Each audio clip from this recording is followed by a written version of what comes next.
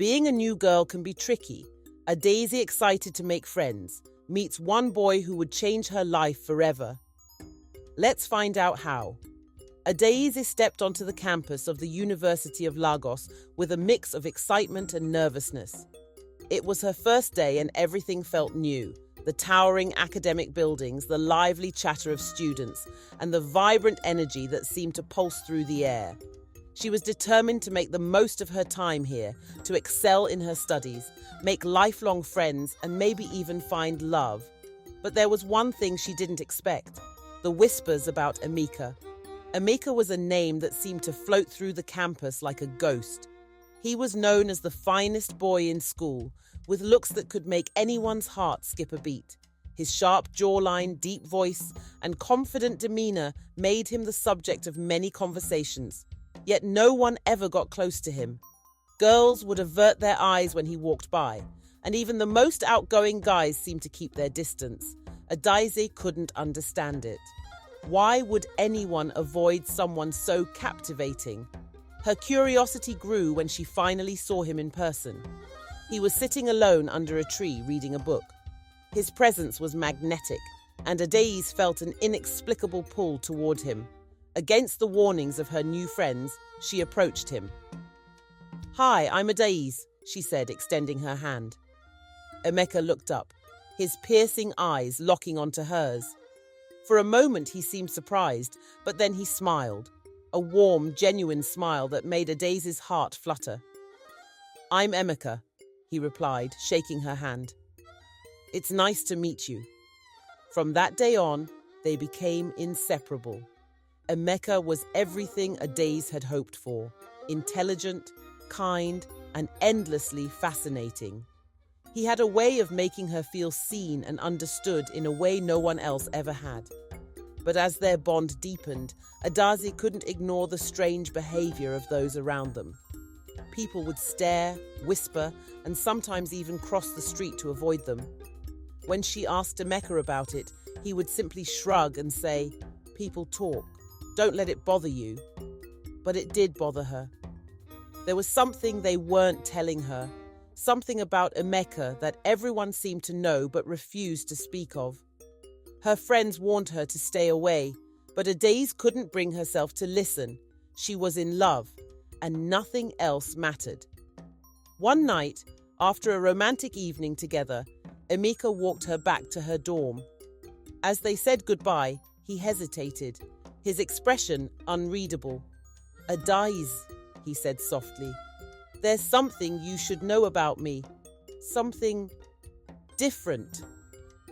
Before she could respond, he kissed her forehead and walked away, leaving her with a sense of unease that she couldn't shake. Adaze's curiosity about Emeka's mysterious behavior grew into an obsession. She began to notice little things: how he always avoided direct sunlight, how he would disappear at night, and how his skin sometimes seemed to shimmer in the moonlight. She tried to brush it off, but the whispers and strange looks from others only fueled her suspicions. One evening, after Emeka left her dorm, Adaeze decided to follow him. She needed to know the truth. She trailed him to a secluded part of the campus, hidden by dense trees and overgrown bushes. Her heart pounded as she watched him from a distance. What she saw next would change her life forever. In the pale glow of the moon, Emeka's body began to change. His legs fused together, his skin shimmered with scales, and his eyes glowed like a serpent's. Adaeze stifled a scream, her hands trembling as she realized the truth. Emeka was half human, half snake. Terrified, she ran back to her dorm, her mind racing. The next day, she confronted him. Emeka didn't deny it. With a heavy heart, he explained that he was cursed, born this way due to an ancient family secret. He had tried to live a normal life, but the curse always drove people away. He had hoped Adaeze would be different, but now he knew he couldn't burden her any longer. "I'm sorry," he said, his voice breaking. "I never meant to hurt you." Heartbroken, Emeka left, disappearing from the university and her life. Adaeze was devastated, but she had no time to grieve. Weeks later, she discovered she was pregnant. Fear gripped her as she thought about what this meant for her child.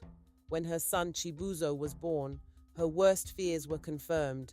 He had the same serpentine traits as his father.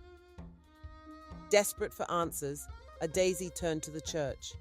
She brought Chibuzo to a small, humble parish where she met Pastor Gabriel, a man known for his wisdom and compassion. She poured out her heart to him, explaining everything that had happened.